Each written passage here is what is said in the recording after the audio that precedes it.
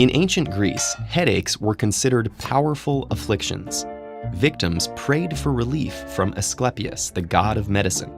And if pain continued, a medical practitioner would perform the best-known remedy, drilling a small hole in the skull to drain supposedly infected blood.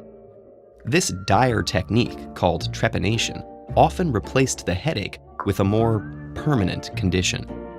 Fortunately, doctors today don't resort to power tools to cure headaches, but we still have a lot to learn about this ancient ailment. Today, we've classified headaches into two camps: primary headaches and secondary headaches. The former are not symptomatic of an underlying disease, injury, or condition. They are the condition.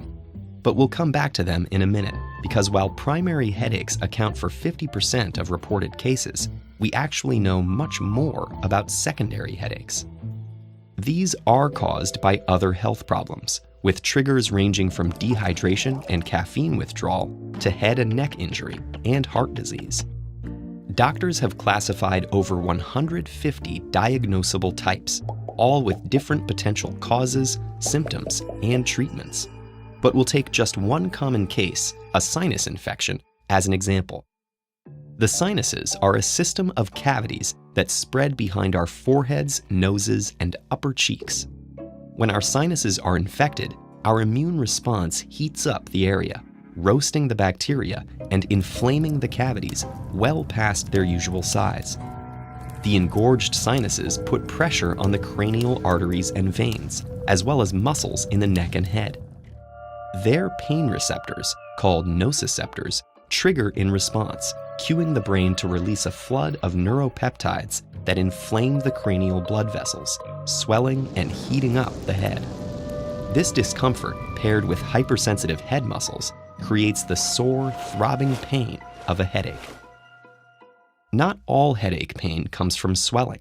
Tense muscles and inflamed sensitive nerves cause varying degrees of discomfort in each headache.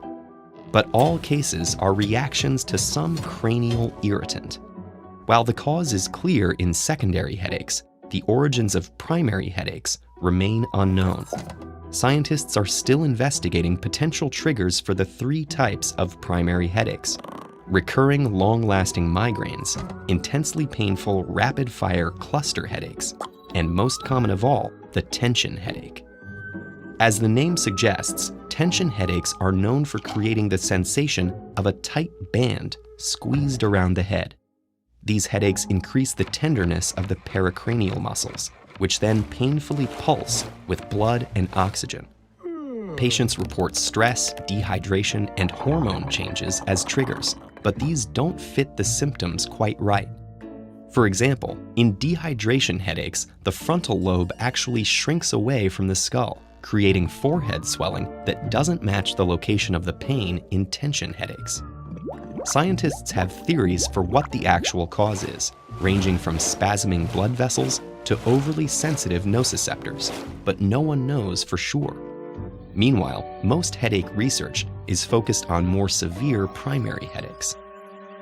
Migraines are recurring headaches which create a vice-like sensation on the skull that can last from 4 hours to 3 days.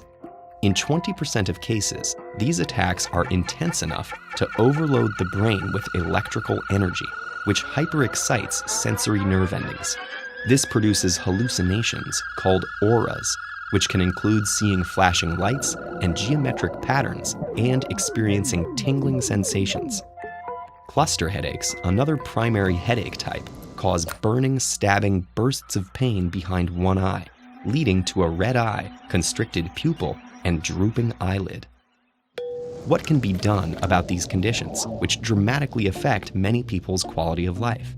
Tension headaches and most secondary cases can be treated with over-the-counter pain medications such as anti-inflammatory drugs that reduce cranial swelling. And many secondary headache triggers like dehydration, eye strain, and stress can be proactively avoided. Migraines and cluster headaches are more complicated, and we haven't yet discovered reliable treatments that work for everyone. But thankfully, pharmacologists and neurologists are hard at work cracking these pressing mysteries that weigh so heavily on our minds. If you're fascinated by the mysterious things that go on in our heads, we think you'll love The Man Who Mistook His Wife for a Hat, in which renowned neurologist Oliver Sacks recounts some of his patients' most bizarre and captivating case histories. You can download an audio version of this book for free at audible.com/TEDEd. Every free trial created encourages Audible to continue supporting TEDEd's nonprofit mission.